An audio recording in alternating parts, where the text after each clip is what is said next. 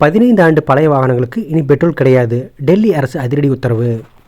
சமீபத்தில் நடைபெற்ற டெல்லி சட்டமன்ற தேர்தலில் ஆம் ஆத்மி கட்சியை வீழ்த்தி பாஜக வெற்றி பெற்று ஆட்சி அமைத்துள்ளது.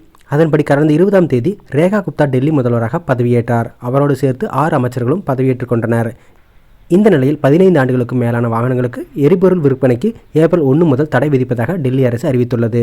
இதுகுறித்து செய்தியாளர்களை சந்தித்து பேசிய டெல்லி வனம் மற்றும் சுற்றுச்சூழல் துறை அமைச்சர் மஞ்சிந்தர் சிங், 15 ஆண்டுகளுக்கும் மேலான வாகனங்களுக்கு அடையாளம் காணவும் எரிபொருள் விற்கப்படாமல் இருக்கவும் பெட்ரோல் பங்குகளில் சிறப்பு கருவிகள் பொருத்தப்பட உள்ளது. டெல்லியில் உள்ள கிட்டத்தட்ட 80% பெட்ரோல் பங்குகளில் இந்த கருவி நிறுவப்பட்டுள்ளது.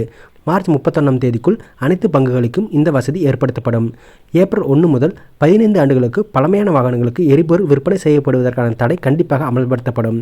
டெல்லி அரசு பெட்ரோலிய அமைச்சகம் மூலம் அனைத்து பெட்ரோல் பங்கு உரிமையாளர்களுக்கும் தடை குறித்து ஒரு ஆலோசனையை அனுப்பி வருகிறது. 15 ஆண்டுகளுக்கு மேலான வாகனங்களை கண்டறிந்து அவை நகரத்திற்குள் நுழைவதை தடுப்பதற்கான நடவடிக்கைகளை ஒருங்கிணைக்க அரசாங்கம் ஒரு சிறப்பு குழுவையும் அமைத்துள்ளது.